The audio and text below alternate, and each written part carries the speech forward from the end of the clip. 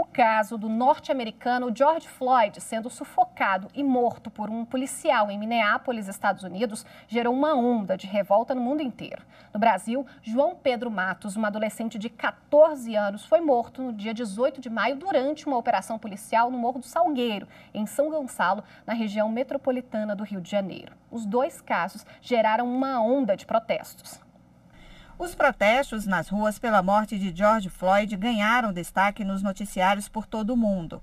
Nas redes sociais, uma imagem da tela preta foi compartilhada por ativistas, influenciadores e artistas em protesto ao racismo e passou pelo mundo todo. Os protestos têm solicitado, em geral, duas coisas: que o Estado brasileiro comece a levar esse problema de uma maneira séria, comece a olhar para as evidências e identificar o que é que pode ser desenvolvido de política pública para resolver esse problema. A gente precisa gerar ações afirmativas na segurança pública, formar melhor os nossos policiais, a gente precisa fazer com que eles estejam preparados e preparadas para lidar com as pessoas que eles encontram na rua e reconhecer esse viés racista que existe dentro de todos nós. No Brasil, a morte do adolescente João Pedro Matos, de 14 anos, no mês passado, durante uma operação policial no Rio de Janeiro, também gerou protestos.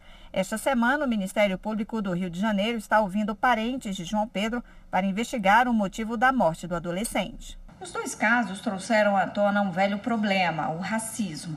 O racismo é crime de qualquer tipo de preconceito baseado na ideia da existência de superioridade de raça, manifestações de ódio, aversão e discriminação que difundem a segregação, coação, a agressão, intimidação, difamação ou exposição de pessoa ou grupo, está qualificada por lei passível de punição como violação dos direitos humanos. Segundo o consultor em diversidade e inclusão, o não reconhecimento do racismo como problema social é um dos fatores que contribuem para a discriminação racial ainda tão presente. Que as pessoas brancas se conscientizem sobre o privilégio branco e comecem a ter ações concretas, a estudar sobre o que é ser negro no Brasil, a ler livros, ler autores, seguir influenciadores negros e negras e principalmente começar a doar para organizações que trabalham com causa racial, começar a votar em pessoas negras. Esse é o papel das pessoas brancas nesse processo, né? Isso não é roubar o lugar de fala, isso é aproveitar o privilégio que vocês têm para ajudar a combater a desigualdade racial aqui no Brasil. E para falar mais sobre o assunto, a gente conversa agora ao vivo por Skype com o procurador do município de Mauá, Irapuã Santana. Muito boa tarde, doutor. Muito obrigada pela participação. Boa tarde aos nossos telespectadores. Eu que agradeço a oportunidade de poder participar de um debate tão interessante quanto esse. Durante esse debate, a gente ouviu muito o termo racismo estrutural, doutor. Explica o que é isso para a gente deixar bem claro, né, para quem está em casa. Então, na verdade, para a gente entender um pouco da ideia do racismo estrutural, é a gente observar os números socioeconômicos no Brasil.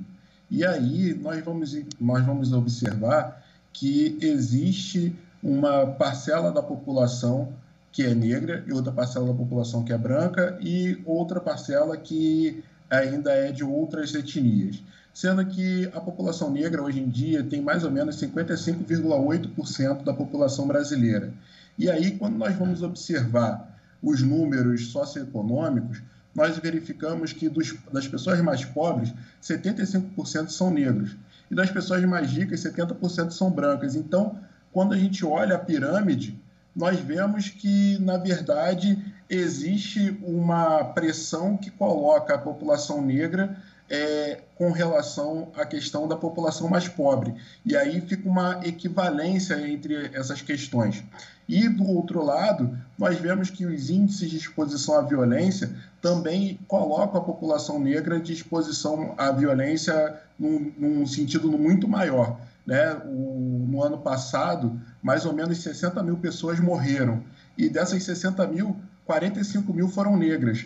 Então, esse tipo de estrutura que coloca sempre o negro em desvantagem é que a gente chama de racismo estrutural. Doutor, existe uma diferença entre a gente cometer um crime de injúria racial e de racismo. Qual é essa diferença para a legislação mesmo?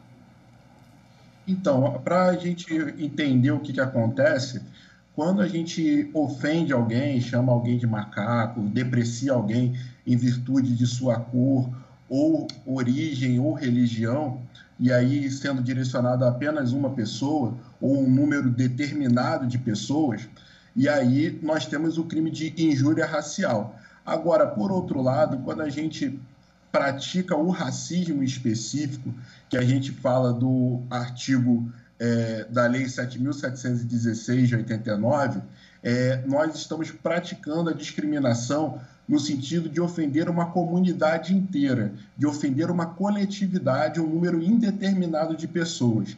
E, a partir daí, nós temos o crime de racismo, em sentido estrito, que é inafiançável e imprescritível. Quando a gente fala de racismo, a gente fala de crime, né? As pessoas têm que entender que elas estão cometendo um crime, né? Sim, com certeza. E nós temos aí também outras questões dentro da ideia do crime de racismo, que é você impedir da pessoa de proceder à sua liberdade. E aí o que eu quero dizer com isso? Você impedir a pessoa de comprar, de entrar num estabelecimento. Esse tipo de questão é muito importante para a gente entender o que trata a Lei 7.716 de 89, que fala do crime de racismo, e do Código Penal, que fala da injúria racial. Como o senhor tem visto, doutor, os avanços da legislação brasileira e o que ainda precisa avançar para que a população negra se sinta mais amparada juridicamente? Nós temos aí um histórico muito interessante, recente, de políticas públicas voltadas para a população negra, né? A instituição de cotas raciais no âmbito das universidades públicas foi um avanço absurdo dentro dessa perspectiva.